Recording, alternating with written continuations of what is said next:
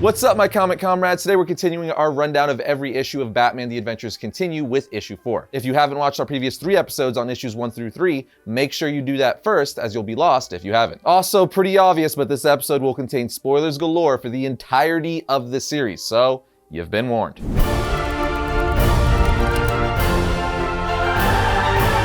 Before we dive in, we also just released our theories episode of next year's Snyder Cut release on HBO Max, where Tim and I break down our best opinions and theories about what the Snyder Cut could lead to for the DC cinematic side. So if you're interested in that and a bunch of additional variant content, you can click the link here. But also make sure to subscribe to the podcast channels because we've got some really dope stuff in the works and you don't want to miss anything. With that said, in the previous issue of Batman The Adventures Continue, we were introduced to Deathstroke for the first time ever in the DCAU continuity. At the beginning of the issue, the comic led us to believe that he was a good guy wanting to help out the Bat family, until the last page of the issue where we see Deathstroke reveal his true colors while talking to his sidekick Sonny. That's where we left off, so let's see where issue 4 picks up. The issue opens up with Tim Drake Robin riding the Batcycle while saying to Alfred, "It's not fair." We had a hot tip on the whereabouts of the Wonderland gang tonight and Batman played the curfew card, to which Alfred replies, "It's a school night, Master Tim." And mid-phone conversation with Alfred, Robin spots Deathstroke jumping from rooftops saying, "Well, hello." Alfred confused says, "I beg your pardon?" And Robin replies, "Coming right home, Alfred. Promise. See ya, bye." But of course he's really not, and then says to himself,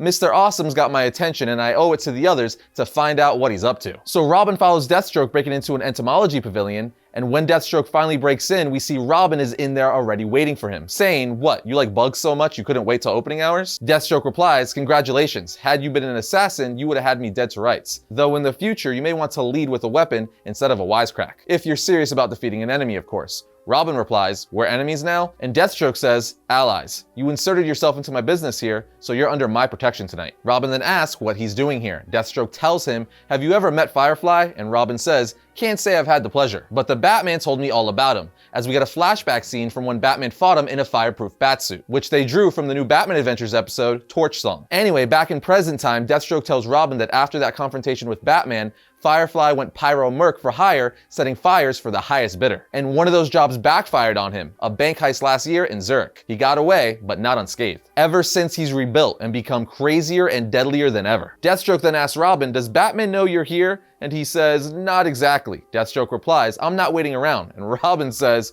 "Who asked you to?" He continues to say, "I could do backup," which makes Deathstroke happy, saying, "I wouldn't have it any other way." We find out the reason Firefly is at the pavilion is because he's a passionate insect collector who's obsessed with exotic and poisonous bugs. The problem is somehow Firefly knows they're here looking for him, so he sends a swarm of deadly hornets to attack them. Elsewhere, Batman is fighting the Mad Hatter and the Wonderland gang all by himself. As Batman is wrecking shop on the Wonderland gang, he says to himself, "Too bad I had to send him home. He would have really enjoyed this," of course referring to Robin. After he defeats the Mad Hatter and his gang, he sees a tiny flicker of light, the slightest of reflections on a rooftop nearby. Batman then says to himself, "Him," referring to the guy who's been watching the Bat family, aka Jason Todd. Batman then scales the building using his grappling hook to ascend to the next building to catch him. When Batman finally lands on the building with a batarang in hand, he says 33 seconds. Too late. He's gone. Keep in mind, Batman doesn't know that this is Jason yet. We only do as the readers. Batman continues to say while looking at the door to the rooftop, "The doorknob's dusty. No one's used it recently. So how did he leave so quickly? And how does he know where we are?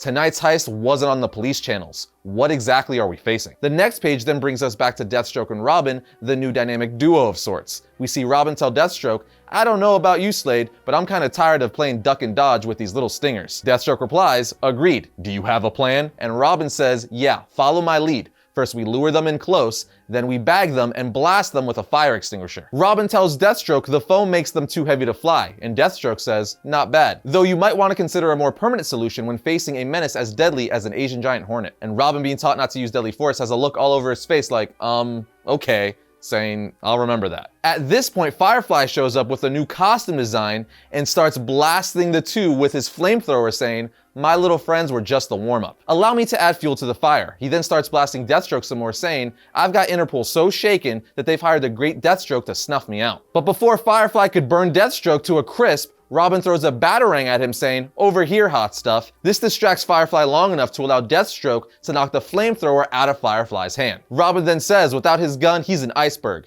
and Deathstroke tells him, "Careful, he's more than he seems." Then we get a close-up of Firefly, who's looking kind of like Ultron now, with his new design saying, "Let the kid learn for himself." Call it his baptism of fire, as he starts breathing fire out of his mouth like a dragon as the comic ends. Much like I said about issue 3 of the series, it's really awesome to finally see Deathstroke in the DC animated universe continuity. Also, I'm very curious to see what Deathstroke's plan is with the Bat family as well as Jason Todd, especially Jason Todd. I'm so curious to see where this is all leading, and they're definitely doing a nice slow build before eventually just unloading everything on us. And not just what Deathstroke's plan is or what Jason's plan is, but more importantly, where has Jason Todd been all these years in the Batman animated series continuity? Really just the DCAU continuity in general. And why was there never a mention of him? Did the Joker kill him in this continuity? I need to know the answers. Please explain to me. But besides that, I'm loving all the callbacks to the Batman animated series and the new Batman Adventures episodes. Like seeing the fireproof batsuit in this issue from the episode Torch Song was amazing. And they've been doing stuff like that every single issue. But as always, that's just my 2 cents. Let us know what your thoughts are in the comment section down below. And just like that, that's gonna bring another episode of Variant to a close. But if you liked today's episode, be sure to check out our previous episode on the series, issue 3. And as always, if you like the channel, be sure to subscribe, like, and comment. But I'll see you guys next time when I talk about all things comics.